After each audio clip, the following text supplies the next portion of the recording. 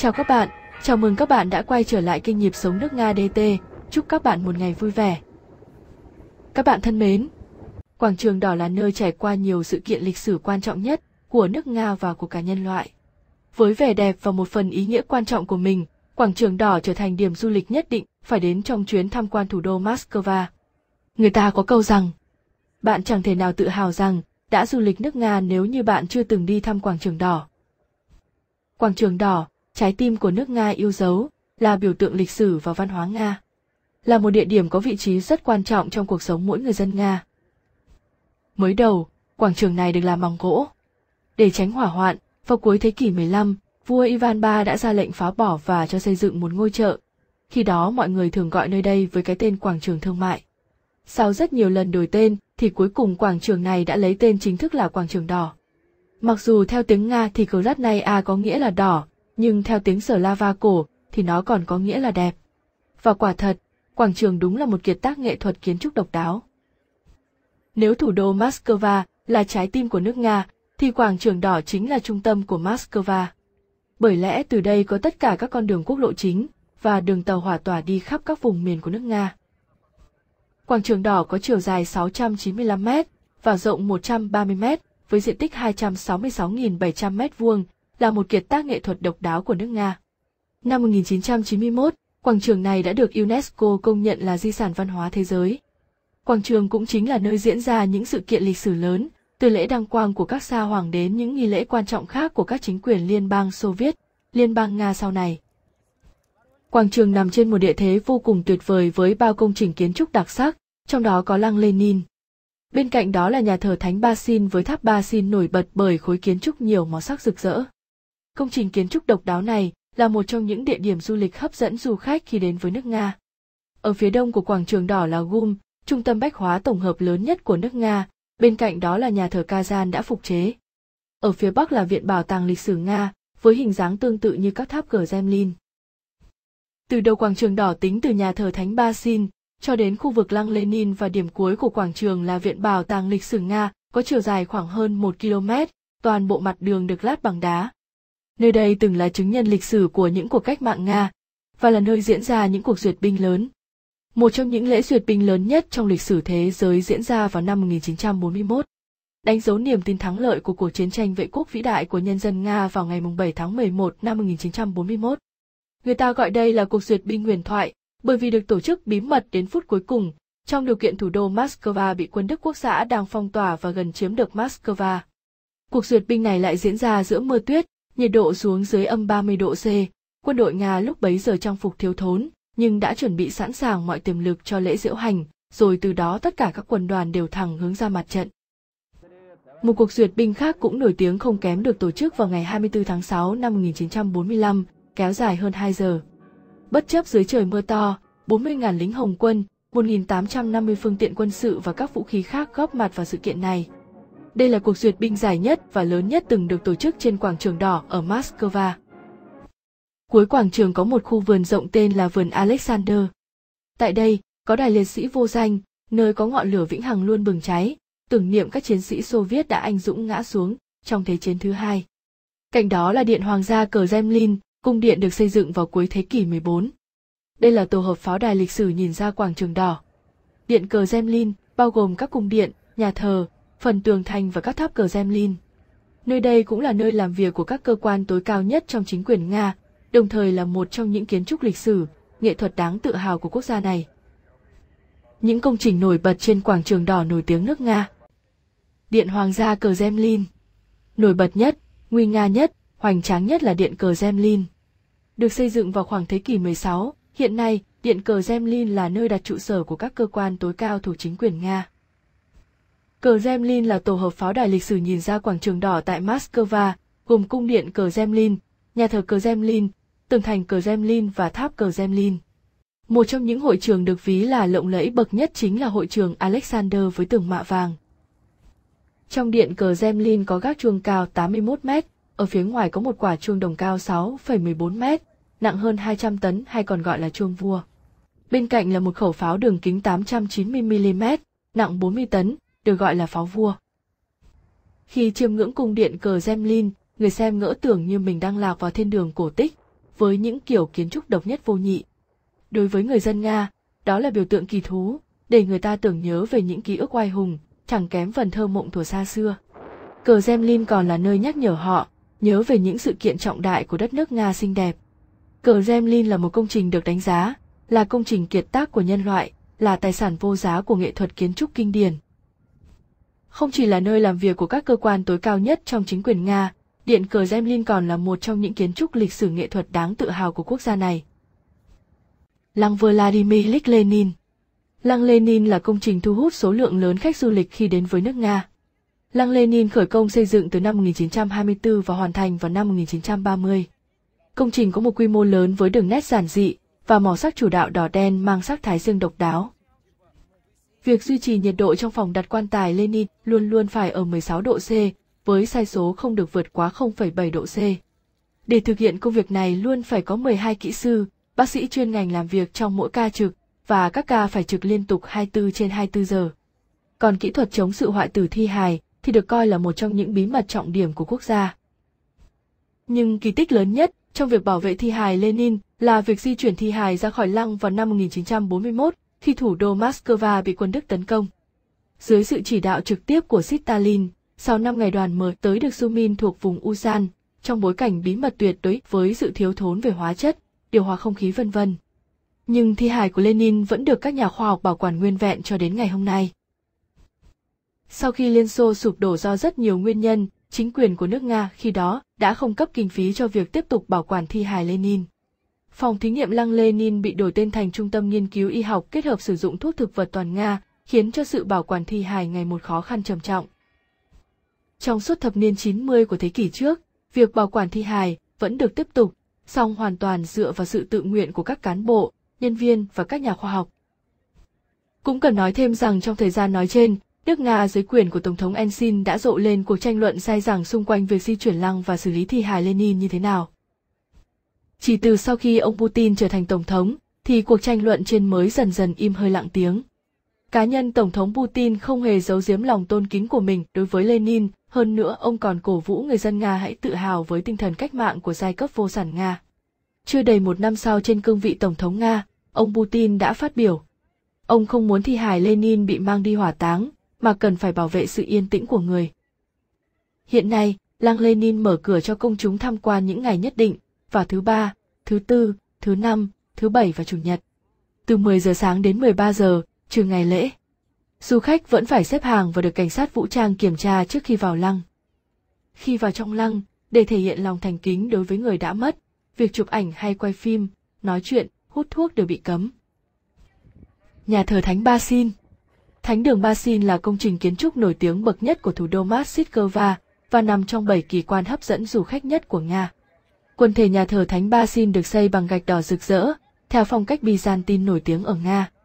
Với 9 ngôi tháp chóp củ hành được sơn với những màu sắc đầy phô trương và sặc sỡ, trên đỉnh còn có một dấu thập thánh giá nhìn như cung điện rực rỡ sắc màu trong các câu chuyện cổ tích.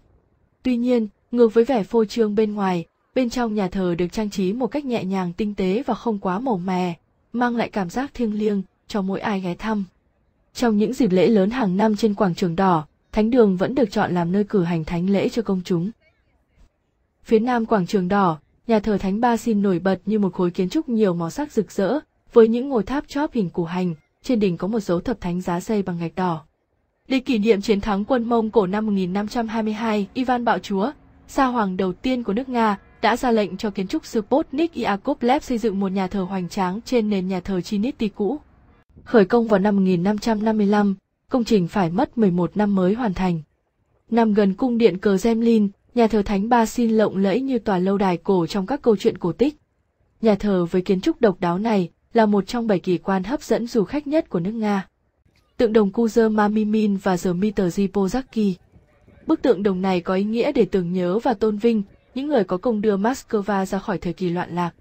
Đến đây bạn sẽ chiêm ngưỡng hình ảnh hai người đàn ông, được chế tác cực kỳ công phu và tinh xảo từ chất liệu đồng.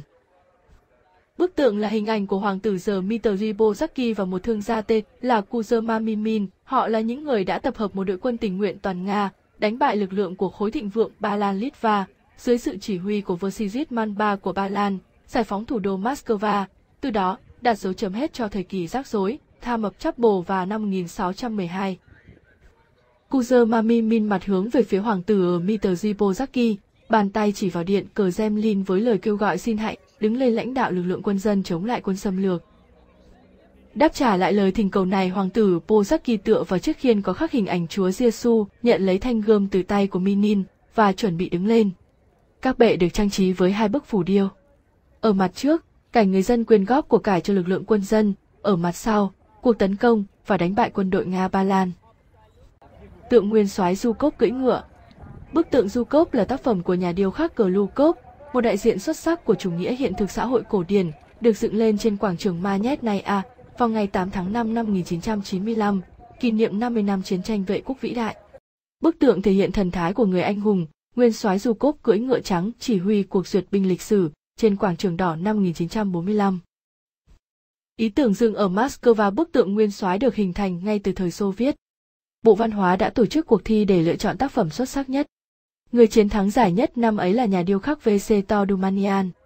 Ban đầu bức tượng được đề xuất đặt tại quảng trường Smolenskaya. Sau đó ban quản lý kiến trúc cảnh quan có đề nghị xem xét đặt bức tượng trên quảng trường Magnetsky, nhưng đề nghị này cũng không được chấp thuận. Dự án treo đến cuối năm 1993, khi ấy chính quyền bắt đầu xem xét dự án đặt bức tượng trên quảng trường đỏ.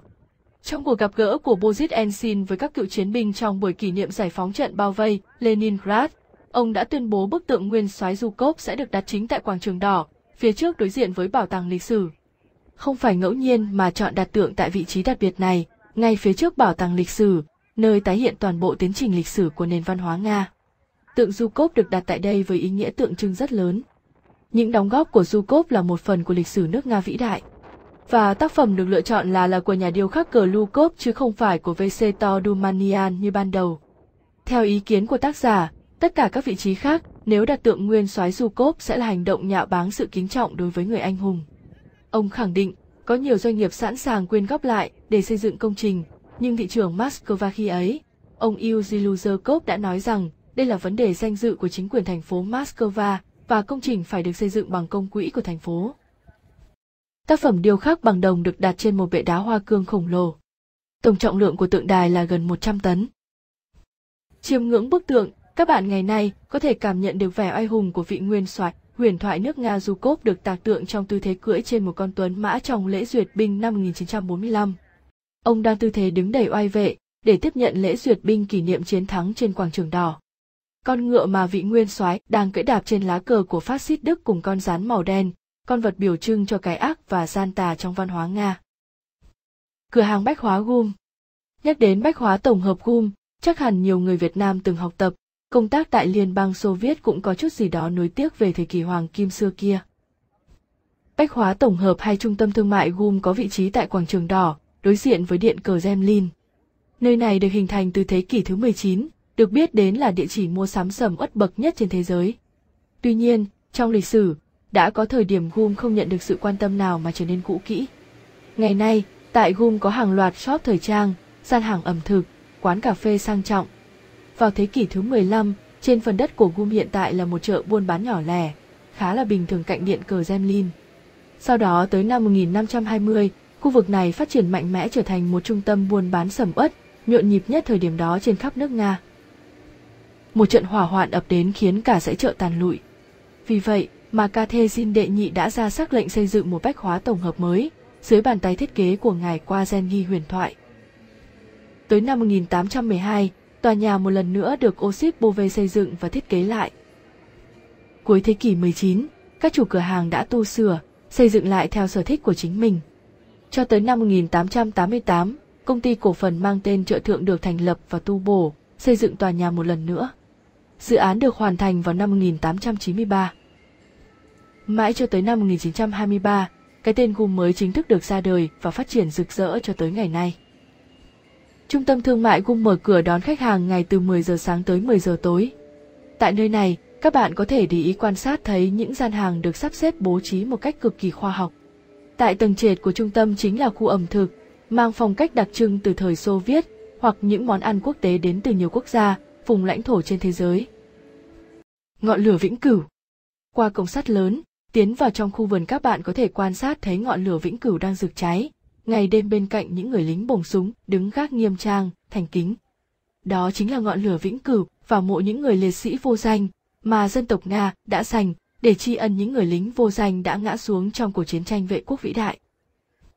Cách Moscow 41 km, tại vùng ngoại ô nơi trước kia đã từng diễn ra những trận đánh khốc liệt, trong khuôn khổ cuộc chiến tranh vệ quốc lần thứ hai, có một nghĩa trang đặc biệt, là nơi an nghỉ của những liệt sĩ vô danh, thường được nhân dân gọi là nghĩa trang đồng đội.